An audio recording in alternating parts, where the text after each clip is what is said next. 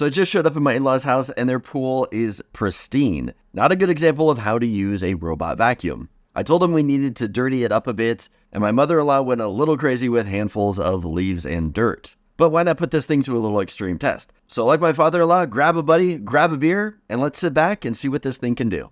Looking to save yourself some time on your weekly pool cleaning? We'll take a look at this. It's the Beatbot AquaSense Pro, a 5-in-1 robotic pool vacuum. It cleans the floors, walls, waterline, surface, and has an optional water clarification. All right, so looking at the actual design and hardware of this device, we have a handle up here for easily grabbing this unit and picking it up. If we take a look on the bottom, we've got our track wheels on either side of this thing.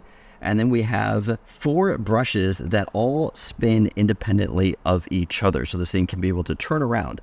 We've got our charging ports down here. We also have our powerful suction down here on the bottom. This is where all of our dirt and sand is going to get sucked up into.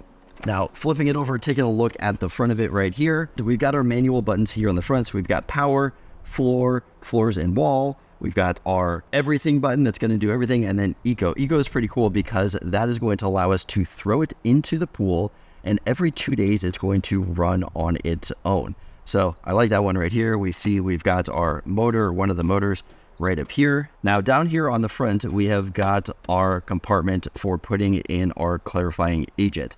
So that is an optional thing if you do want to add that into here. Up here, we can pull this open, and in here is going to be our basket that we can lift out. This is a dual layer filter basket. So if we take a look right here, I can pull this part out right here, and this part is going to collect big leaves and sticks and things like that. And then our fine sand is going to be collected down in here. Okay, let's go ahead and drop both of these back in.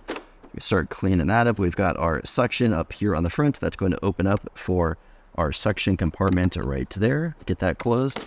Now the AquaSense Pro has 9 total motors. We see a couple of them right here, one up here. And this vacuum also has Sonic Sense ultrasonic pool mapping, which uses 20 built-in sensors, powered by a quad-core 1.8 gigahertz processor, and the device itself weighs about 20 pounds. Now inside the box, we're going to be getting a user manual, a quick start guide. We're going to be getting a hook for getting it out of the water. So if something does happen with it underwater and it's not coming back up to the surface, you can use this hook to get it out. And another thing to mention too, once this thing does go underwater, you are going to lose communication with it. So you cannot communicate with it through the app. Underwater is essentially blocking all signals. So once it's going, you can't control it anymore until it comes back up to the top. Last thing in the box is going to be the charging dock. Now the charging dock is pretty cool because you can set the vacuum on it to charge. There are no cables to plug directly into the vacuum. All you got to do is set it on there and then pull it off when you want to use it. So the most obvious thing is this thing is cordless. To start using it, you're going to set it on the flat ground, select the mode that you want, and then drop it in. It's going to spin around on the top using its 20 sensors to map the pool, slowly submerge to the bottom and start spinning again to finish the scan. From there, it gets to work using its rubber brushes and 5,500 gallons per hour of suction to start cleaning. Now those rubber brushes can be used no matter what the surface area: concrete, vinyl, fiberglass, and even ceramic tiles. No need to worry about scratching. When cleaning, it does the bottom edges first, and then performs an S pattern on the floor so it doesn't miss a spot. It then moves to the walls, cleaning in an N pattern, and goes all the way to the top and cleans the waterline and tiles too. Once it's done, it empties the water tank that's inside, keeping it on the bottom, and allows it to float on top of the surface. This is where it starts skimming all the things on the top. It has a 10,400 milliamp battery for 5 hours of cleaning or 9.5 hours of surface cleaning. When it's all done, it'll park itself up on the side so you can easily grab it out. It'll hold itself there for 10 minutes, so be sure you have your app and notifications on so you can grab it. Now there are a few extra settings in the app. If we take a look at the app, we can see the current temperature that's outside. We can see the actual battery level and what it's doing. We got it charging right now. Below that, we've got our options for seeing our cleaning records. So tapping on that's going to show all the cleaning records for that day, and you can cycle through the different days if you want to see your cleaning records.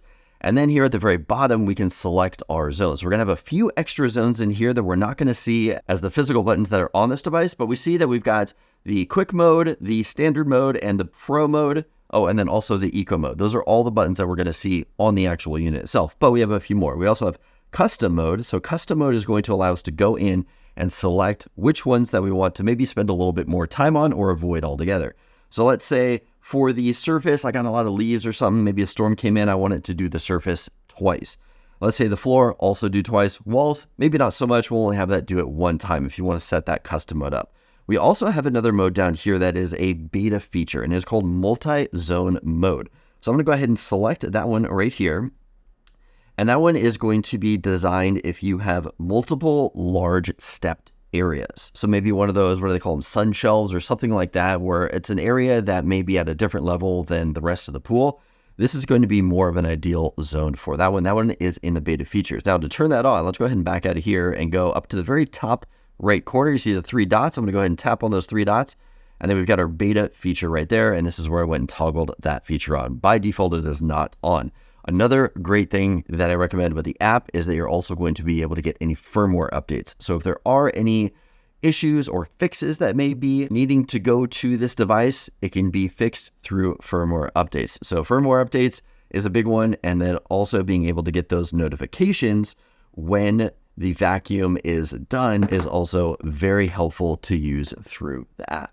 So pools are a big investment. It's time, money, and resources.